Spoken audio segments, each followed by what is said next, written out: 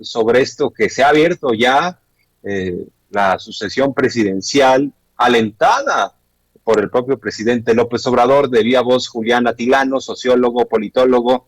Estimado Julián, ¿cómo estás? Muy buenas tardes. ¿Qué tal, Jorge Armando? Buenas tardes, un gusto y nuevamente muchas gracias por estar aquí contigo y con esta genial audiencia. Gracias a ti, como siempre, por la confianza. Estimado Julián, pues ya le tomó la palabra el presidente, más bien, bueno, al presidente le ha tomado la palabra. El canciller Marcelo Ebrard dice, sin simulaciones, sin dobles discursos, yo sí voy para el 2024, no me distraigo de mis funciones, pero ya está apuntadísimo Marcelo Ebrard. ¿Qué te parece, Julián? Mira, a mí en lo personal me parece que la declaración del día de hoy del canciller es parte no solamente de su estrategia, sino que el propio contexto que ha implementado el presidente López Obrador, como tú bien dices, ha adelantado pues las candidaturas de 2024, hace que Marcelo Ebrard tenga que tomar esta decisión. A mí me parece que lo hace justo porque está observando que, o al menos esa es mi impresión, no es el candidato, en este momento al menos, no es el candidato presidencial, no es el candidato de López Obrador. Me parece que hay varios gestos que podemos ver en el ambiente, hay varios elementos con los cuales podríamos decir que quien está al menos en la avanzada es Claudia Sheinbaum, quien hasta este momento todavía no dice que si desea o no desea ser candidata. Entonces, frente a este impulso que está teniendo Claudia Sheinbaum, la jefa de gobierno, incluso el día de ayer vimos movimientos muy interesantes que tuvo en su gabinete, hace que las cámaras estén más centradas en la Ciudad de México y Marcelo Ebrard pues se pone mediáticamente en un segundo plano. El tema de las vacunas, si bien sigue siendo importante, ya no es tan relevante mediáticamente. Estamos ya en un momento en donde la estrategia de vacunación va avanzando y entonces la capacidad de Marcelo Ebrard de traer vacunas y este cacareo que en un primer momento estaba haciendo pues simplemente ha perdido relevancia. Y frente a eso pues la Cancillería y lo que ahí se hace pues como te comento pierde, me parece, fuerza y entonces pues tiene que levantar la mano y decir yo también quiero ir. Sin embargo, pues tampoco es algo que nos sorprenda. Así es, no sorprende, ya estaba perfilado. Lo que sí llama la atención es que tengan la libertad estos secretarios de Estado para que frente al presidente reconozcan su ánimo, su interés de buscar la presidencia. Claramente Claudia Sheinbaum está haciendo movimientos en la búsqueda también de la nominación presidencial. Esta llegada de Martí Batres, ¿cómo la lees?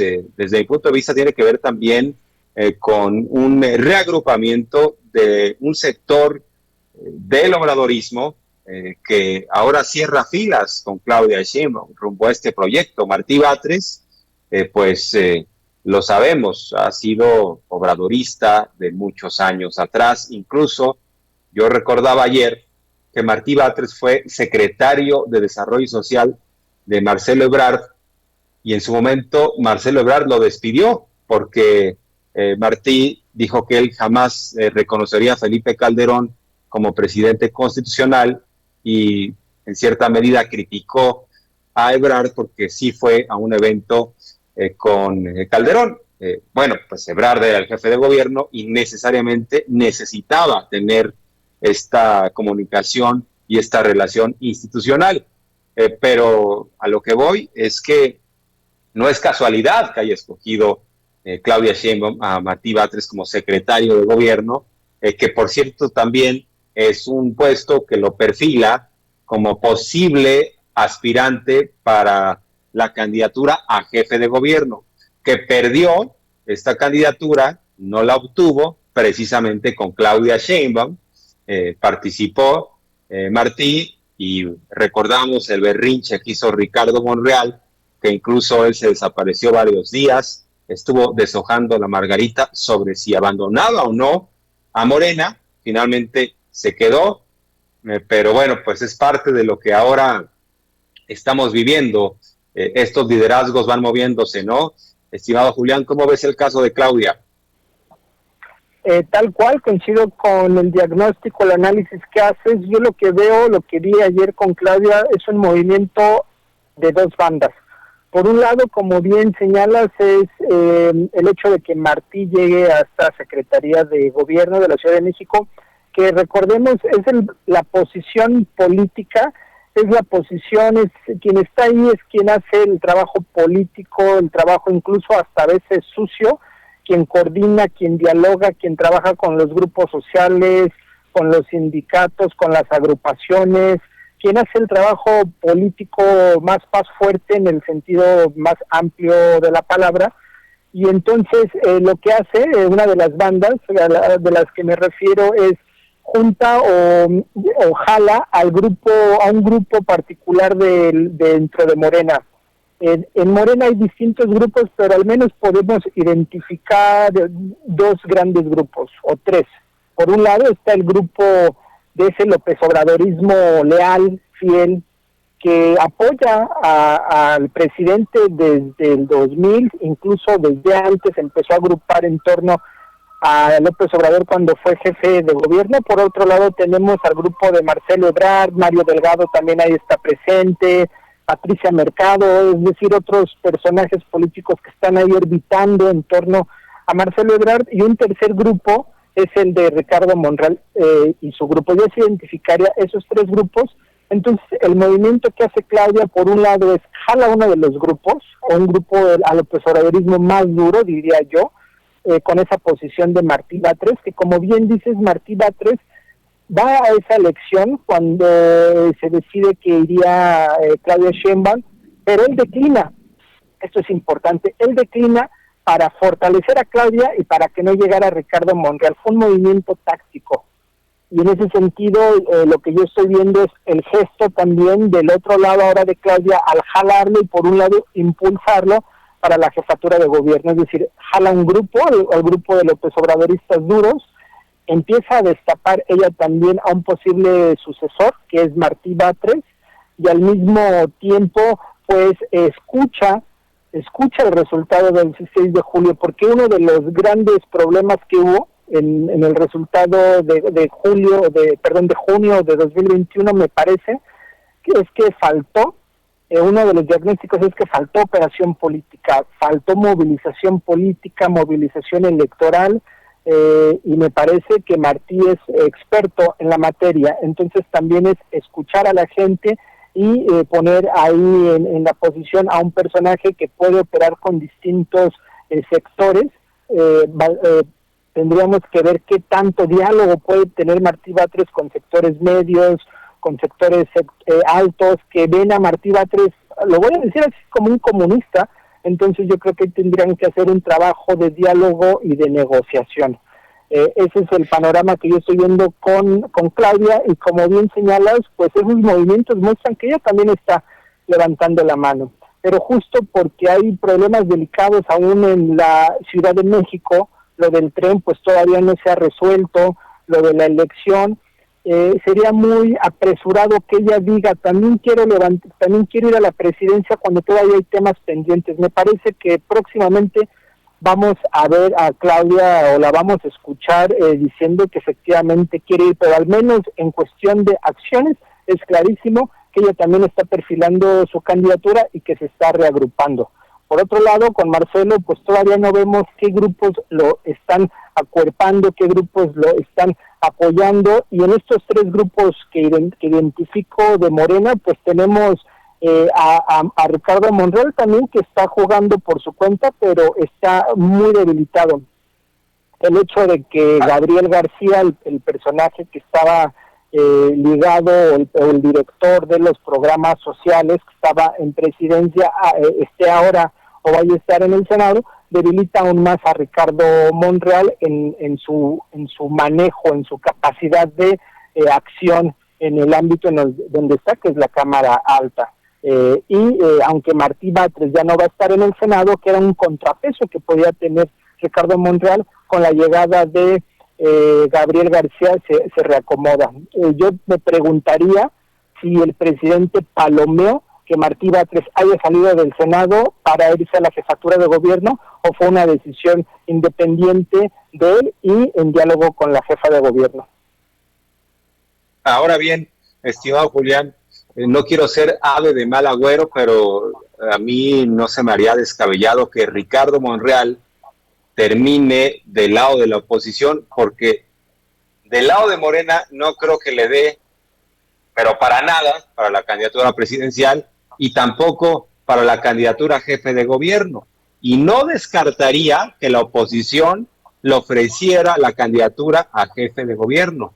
Y es una de las situaciones, esta candidatura también la tiene como una suerte de obsesión Ricardo Monreal. No descartaría que termine del lado de la oposición, pero bueno, las cosas están por verse aún.